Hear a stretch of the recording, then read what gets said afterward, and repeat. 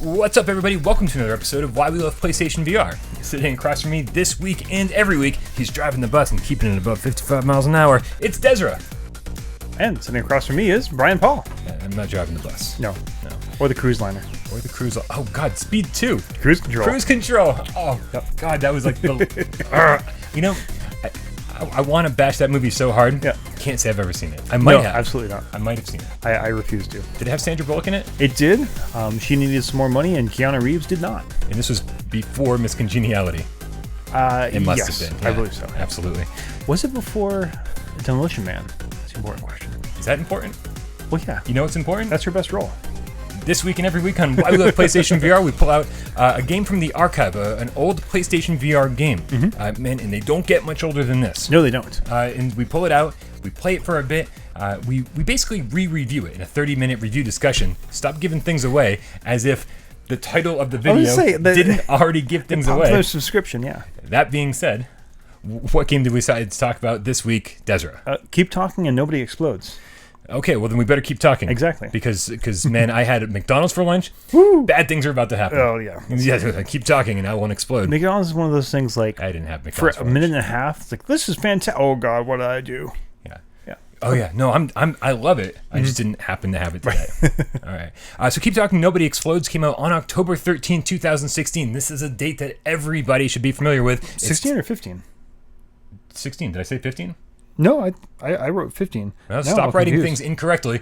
2016, it's tattooed on my butt this way. I really, really hope it's 2016. We're coming up on the 2-year anniversary of the PlayStation VR launch. Jazz hands. Oh, yes. Okay, I see what I did. It all makes sense now. All right. It came out back in the launch from Steel Crate Games for $14.99. Woohoo! Worth every penny. Spoilers. No, maybe. All right, so let's talk about this game. What kind of game is Keep Talking and Nobody Explodes? Keep Talking and Nobody Explodes is a very rare game. It is a same-room multiplayer. Couch-based multiplayer for VR. Local co-op only. Local co-op only. Yeah. Yes. Well, for PSVR, but there's actually online co-op for other things. Well, screw those people. Yeah. Yeah. Well, I mean, if you don't have a PlayStation VR, get out of here. If they're open-minded, I suppose. And if you don't have a PlayStation VR, well, get one and then subscribe to the channel and come back. Yeah. So it really does kind of address a problem that we have. It's like, hey, I have this new shiny toy. Come over. I'm going to show you how it plays, and you get to sit there and watch me play VR. Yeah. So this is actually an attempt to, and this is actually where the idea of the game came from. The creators were at a game jam in 2014, and they were coming up. Everyone was coming up with different ideas. They were giving Oculus Dev Kit. Said, hey, take a look, come up with something. And the first idea they came up with was a roller coaster sim, which is everyone's first idea. Which, I mean, but just by the way, if you're unfamiliar with Game Jam, yes, this is a 48-hour event where developers go and they basically have to conceptualize, develop, and produce a game within 48 hours.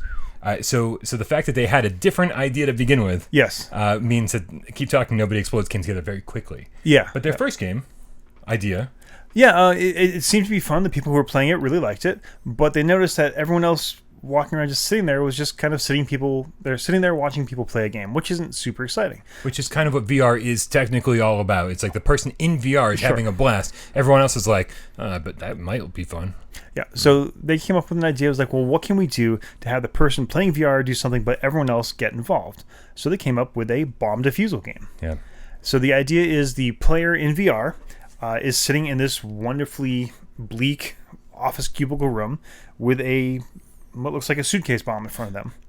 And the players outside, either digitally on the social screen, or I definitely recommend print out a hard copy, has a series of directions for how to defuse the bomb. You should sell these things. Does somebody sell hard copies like already printed out and like bind it up? I don't know. Because somebody should. It wouldn't be worth the shipping. Although there's it would totally be worth the shipping. Before you came over today, I was trying to look at this manual online on my phone. Oh yeah. And every time I pushed another page, it had to load the next page. And I was like, I can't handle this. I need something like this. Yeah, and even if, like on the social screen, you can tab through the pages, and you would think being able to see all the pages at once would be easier, but it really isn't. It just there's something about having the pages in front of you I think really helps. It makes the game a little more immersive. And I think the more you play, the more natural all of this becomes. Yeah. But we should probably explain what's going on here. that room that you're in. So the Yes. person in VR is sitting in that that cubicle, Yeah. which beautifully has like holes in the wall. Right, you were not the first person to be in here. No. And you were certainly not the first person to fail. True. This is definitely true. And what happens is you are presented with the bomb. Mm-hmm. The bomb it looks like a suitcase, and all over it there's like a collection of, I'm gonna use the term loosely, mini games. Mini games. Well, they call them puzzles. modules. They're modules. Yes. But to kind of like really drive the point home, each one is a different game with its own rules. So I'm gonna call it a mini game. Yeah.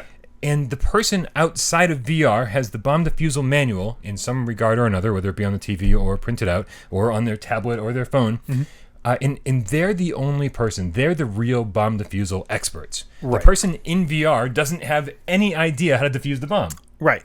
All you can do is basically describe what you see in front of you, and then the diffuser goes through and tries to find, okay, for instance, a button. There'll be a big button of a certain color, red, blue, yellow, green, whatever, that has something written on it, like detonate or arm or hold.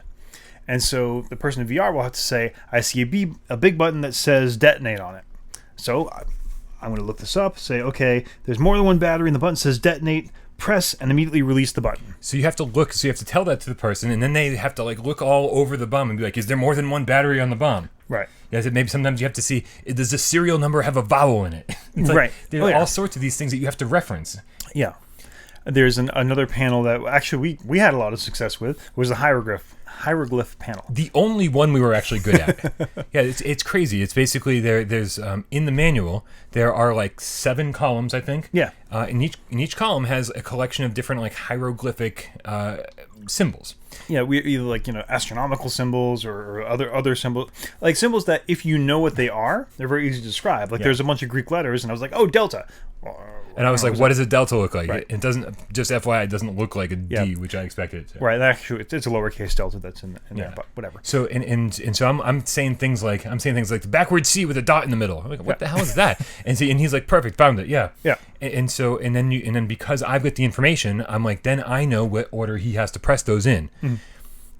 This is, I can't lie, Yeah.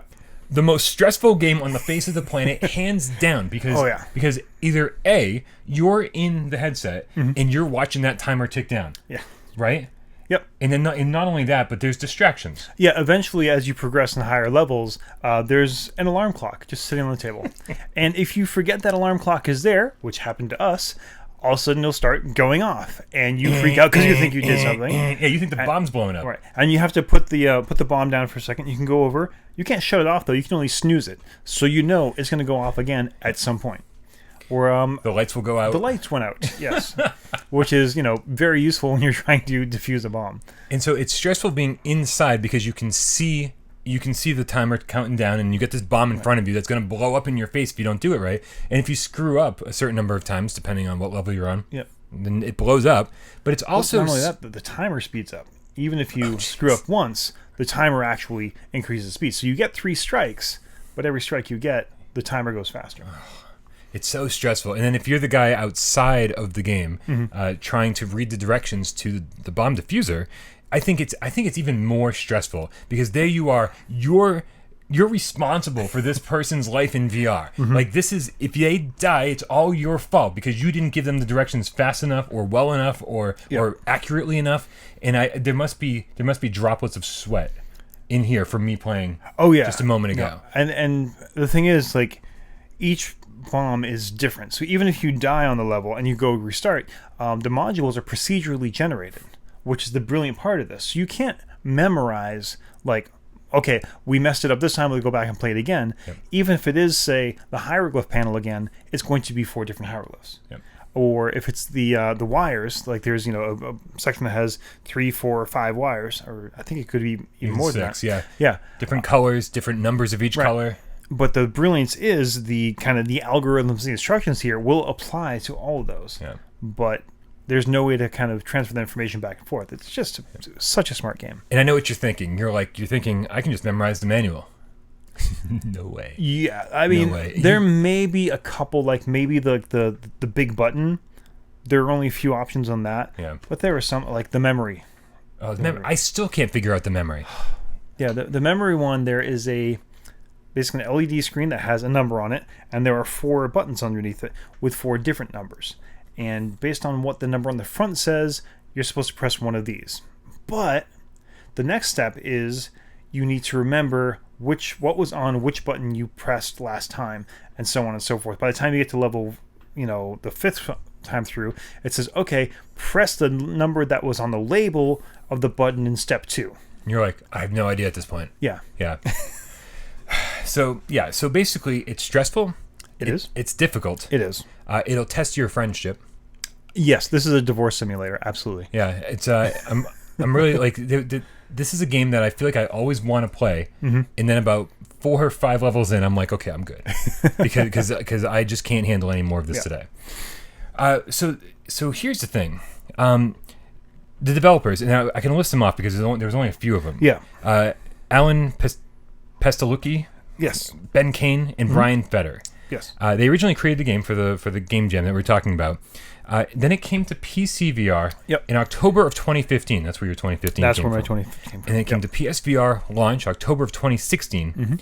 And then in 2017, these 3 developers finally, after all this time, hired their very first employee. Get that too, yeah. It's like, this, if nothing else tells you, this was a wildly successful game on PC and on PlayStation VR. 200,000 copies. Before it even launched on PlayStation VR, 200,000 copies. So it probably easily doubled that. It's probably sold close to 500,000 copies at this point. And so very successul game made by just a few people. This is how difficult game development is. This is how I'm sure how much work and time and everything goes into it, where if they didn't even hire their first employee till just last year. Yeah, it was funny. I was just talking to somebody at work, and I'm kind of in the middle of a job search, and he said, "Oh, why don't you get into that whole game development thing? You like games?" Like, yeah, no, I want to make money. I want to not have to worry about where my next paycheck is coming from. Thanks. Yeah, that is so. It's absolutely insane. Anytime somebody says something like, "This game should have been free," Yeah. this is the kind of game I think about. I go, okay, well, if this game sold 500,000 copies and they just hired their first employee, right? Well, then no game should be free. Yeah, no, it reminds me of like for some reason like the Nike store. I don't know if you ever heard of that, but the founder of Nike, either 5 or 10 years into the existence of Nike as a company, he still had his day job. He had like 10 or 12 or like 50 full-time employees. But he still had his day job because it was costing, he wanted to make sure he could support everybody else. And so these guys here, they just hired their first full-time person, and they've developed this for almost every platform that you can play a game on now. Yeah, and so then it's been around for 4 years at this point. Or they started developing 4 years ago. I should have said that. So here's the interesting thing about this game. You and I were playing it 2 players. Yes. Right? 2-player co-op, local co-op, and it worked pretty well. I think so. I've seen videos of people playing this like in a party setting. Yeah. Like with like one person in VR and like 5 or 6 people all around the big table like this with the pages scattered around, and they're all like kind of working together and like yelling out. Do you think, now I think this would be a great party game. Absolutely. Do you think that's a better way to play this, or do you think it's just more stressful? I think it's more fun. Like when I played it with you, I played it with one of my friends, I played it with just my wife, and I played it with my wife and my kids. Okay. And in that situation there, like it really amps up the energy, and everyone's like, frantically searching, because what we did was like separated out the pages. So like, my wife was responsible for these puzzles, my daughter for these, my son for these. Nice. And yeah, so it definitely does not make it easier, but it makes it a lot more fun. Everyone's involved, and everyone's yelling at everyone else, and eventually someone dies. So eventually, good party. Nice. Yeah, it seems like that kind of game where it does seem designed for a party game, especially to the point where you can, if you don't want to print one of these out, everybody could have their own tablet out and they could all be on the manual at the same time. It's like what was that? Remember that pop-up game, like Concentration or something, where you had all the pieces? They had to, there was a timer. Yeah, it was Concentration. It was Concentration. Yeah, you had to put all the pieces in the thing before the timer popped it all up. It's like that same kind of stress level. Yeah. Because you got that timer constantly going off. Yeah. Oh wow. Wasn't Concentration? Yeah. I think so. Yeah. I think so. I had that game. Yep. Wow.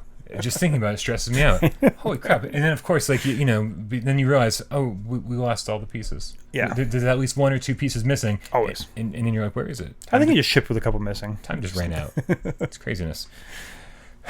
So basically, what we do here on the show is we investigate. We see what's happened since launch. Yes. Right. So a few things have happened since launch. This is not a game that Steel Crate Games put out and then just left to die. No, they have been working on this like crazy. Non-stop patches, updates, bug fixes. There were some issues where you'd crash on certain levels. They fixed all of these things.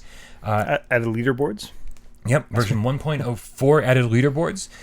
Also, 1.04 really helped in the filming of this episode because now you can. It used to be.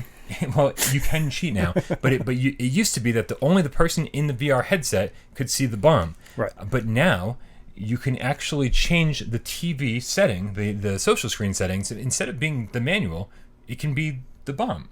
Right. Now this is interesting because I didn't think about this until today. Yeah. But this actually now you can start creating like teams of people.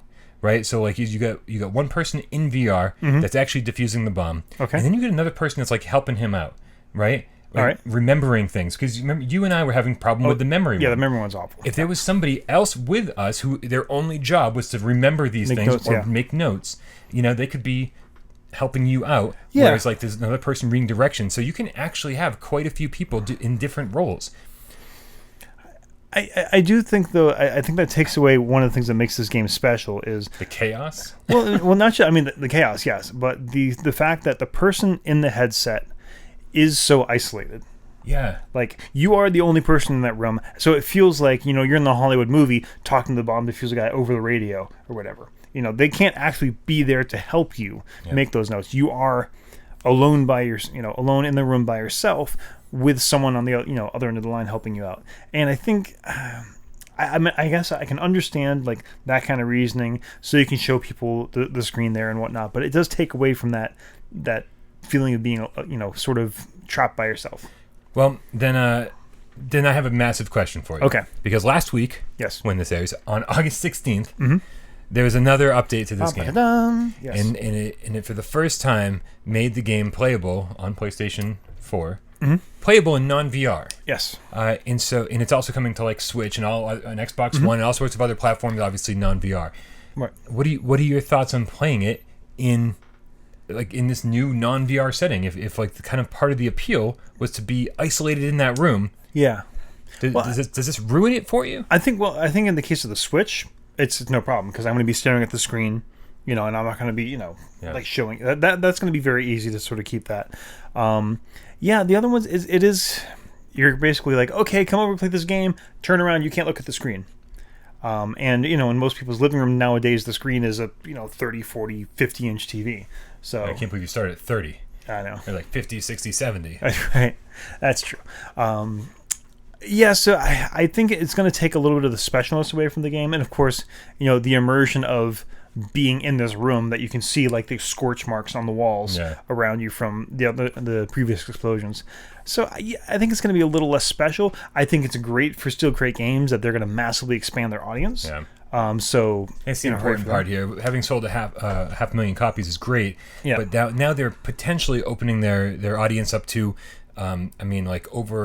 over 100 million new users. Right. And the Switch is already a party game machine, so it's the natural matchup for them. So so it does take a little bit of specialness away from it. If you have the capabilities of playing this in VR, if you have a PlayStation VR headset, I can only imagine that's why you're watching this episode. Right. Like I have an Xbox One, I should watch this episode. I'm 100 and something episodes into the show, and you know what? They might have just convinced me. I mean, it's possible. Anything's possible. That's true. If you have the ability to play this in VR, absolutely play it in VR. It's an experience like no other. It is something that like I really have very few complaints about. Yeah. And it's so I keep calling it stressful. But man, there's a certain level of satisfaction to overcoming that stress. Oh, absolutely. Yeah. It's just amazing. Finishing up one of the modules or the last module with like 3 seconds left to go on the clock is just awesome. I mean, it is definitely a high five generating engine. No question. Absolutely. Although Oh, Talk to me. Well, I was going to say that one thing not that we want to promote other YouTube channels out here, but there is a great video out there of, I think it was BuzzFeed or someone, actually had 2 ex-military bomb defusal experts play this game. And if you want to be shamed, go ahead and watch this game. Like, you want to see 2 guys whose whole life literally relied on them being able to communicate effectively and quickly and calmly in stressful situations. That's exactly what they're doing. It's, instead of like, I'm flipping through. Wait a second. He's just stand by as he's going through the pages, and the other guy's just sitting there quietly waiting, even though the timer is going down. And of course they're using Charlie, Delta, and Niner, and all that fun stuff too. But it will definitely be a personality test for you and your friends. I would love to hear those 2 guys go, okay, and then push the smiley face with the tongue hanging out. Yeah, because there's no like scientific term for that. They do exactly that, but awesome. they just. And one thing I did notice too, after you play a while, you do come up with a sort of a shorthand, but between you and your other players. And that is the thing. It's like we said, you can't really memorize the manual, but as the more you play, the better at this you get. Like we were trying to do this today, and it had been so long for both of us that there were aspects of this game we weren't even familiar with. There were puzzles or mini games or nodules that were like, I don't even know. I'm like reading the directions out loud to him while he's in VR while we got like 15 seconds left on the timer, and I'm like, we're obviously gonna die, but we should probably try to figure this out just for the sake of learning the game better. I don't know. It's absolutely insane. I don't. Oh, we should probably mention that the mode that we were playing isn't the only way to play. Oh, right. There also is a free play mode. Yep. Where you can kind of set a lot of the different specifics. You can put hardcore mode on, where hardcore mode is basically like if you screw up once, that's it. Yeah, the timer doesn't start going faster. You don't get like more warning. You just first mistake, you're dead. Yeah. And then there's also the needy buttons. Needy modules. Yeah. So needy modules are ones you can't solve. You just have to go back and do a thing to them, every 30 seconds, every minute, or what have you. Which is really, really stressful because you're sitting there concentrating on this puzzle. Oh crap, I have to go back to the other side and do thing X to this. It pulls you away from the thing you're working on to go fix something, and then you have to like go put your head back in the right mindset to finish the puzzle you were just working on. Yeah, it's... I mean, I don't know. We can keep like talking about how complicated and how crazy this game is to play, but I think you get the point. There's not really. I'm not worried about spoilers so much, but I just want you to understand. Like, you laugh about printing out a 3-ring binder for a game. Don't laugh. No, you need this, and yeah, sure, we'll make these available. I'll throw them on eBay or something. Nice. It's awesome. We'll throw in without Parole Game Cat wristbands. Yeah, maybe. I don't know. We'll see. Although, just Steel Crate Games probably get upset about that. I don't know. All right. Maybe if they're selling, we won't do it. That's true. I don't know. Well, I'll ask them if it's okay. Yeah. Yeah. Okay. So, what do you think? Time to rate this sucker? Sure. Absolutely. Yeah. So, our rating scale is pretty simple to understand. If it's blue and it says hold, press down on it for 3 seconds until the timer has a 1 in it in any position. No. So our scale is number 1. You have to buy this. If you have a PSVR, this has got to be in your library. It's one of the best examples of what VR can do. Stop watching this and go buy. 2 is, yeah, sure, why not? If it's a genre you particularly like, or if it's on sale or something, yeah, go ahead and pick it up. 3 is, no, do not buy this. Friends don't let friends buy crap. We cannot reward these people. We need to let them know, no. So 1, 2, or 3, what do you think? I really like this game. Yes. I think it's got a great price point. I think it's got infinite replayability. I think it's great in party settings. I think it's great just when you have a friend over. And I have so few complaints about this game, if any, really. And now that they're really opening up the audience to other people other than the very small VR demographic. Yep. I'm going to say this is a 1, but it's a 1 with a giant asterisk next to it. Okay. The giant asterisk, the caveat is if you don't have friends, you can't play it. That's the caveat. I'm not Dez. I don't have built-in friends. Yeah. Like when I wake up in the morning, there's no one else here, right? I can't be like, kids, you're not going to school today. You're playing a game with me. I wake up and have to go like track someone down on the street, hit them over the head with a bottle, and then drag them into my house and then feed them vodka until they submit. This is why there's strange comments about. This is not about your dating life. This is. It's all one and the same, Des. This is how everything works around here. So it's a 1 if you have friends. If you're like me, right, and you spend 7 to 12 days at a time without seeing another human being, this might not be the game for you. Okay. But if you want an excuse to invite somebody over and be like, hey, I got this game, let's play it. Like, I'm not popular, but I want to be. And like, let's have an excuse to play something together that we can't play online. This is great. This is great. So I definitely think it's a 1. I think very few people out in the world are like me. So yeah, highly endorsed. Yeah, I'm gonna say it's a 1 as well. I think it's even if you don't think this appeals to you, this is something you should have anyways for exactly this situation. Like, oh, I've got this VR. I do have some friends over. I want to play something with them. I want to show off what VR is like. You couldn't ask for a better game than this. It plays and it feels like a board game. So if you have like that group of friends, because it's the same kind of like communication, cooperation. Yeah, I never thought about it that way, but you're right. Yeah, it is. Mentally, like, you need kind of the board game sort of skills and skill set. So if you have like a group of gaming friends who like cardboard table gaming friends who want to try VR, this is a great kind of middle ground for all that. So this is a 1 slam dunk. I mean, is it still at $14.99? When this episode airs, it'll be on sale for 10% off or $1.50 off. I trying to think. I feel like I've seen it like maybe on the anniversary sale, maybe on some of the other big special sales. It could have very well been half price. Yeah. But it doesn't matter. I want to give these guys my money. Steel Crate Games made an amazing game. It's reasonably priced, endless replayability. For $15, you can't go wrong. If you're not sure, wait for a sale. I mean, that's always the case. What I was going to say was, I think they're underselling it. I think for the amount of work that's into this, the amount of replayability, if they wanted 20, maybe even $25 for this, I would still say it's worth it. And if you can't get it on sale, good God, do it. Yeah. Right.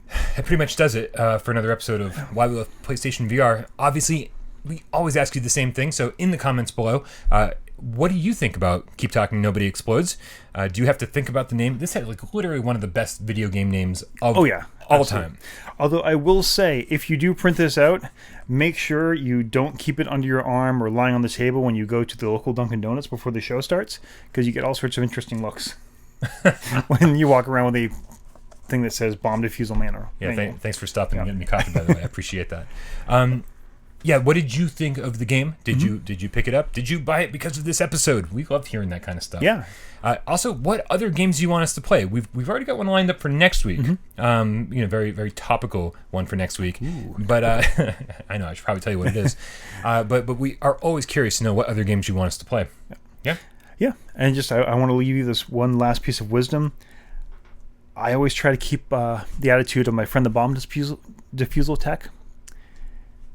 We ask him, how stressful his job is, how he can deal with all the stress of having such an intense job. And he says, it's pretty easy. Either I'm right, or suddenly it's somebody else's problem. I like it. For another episode of Why We Love PlayStation VR, I'm Brian Paul. I'm Des. And we'll see you next week.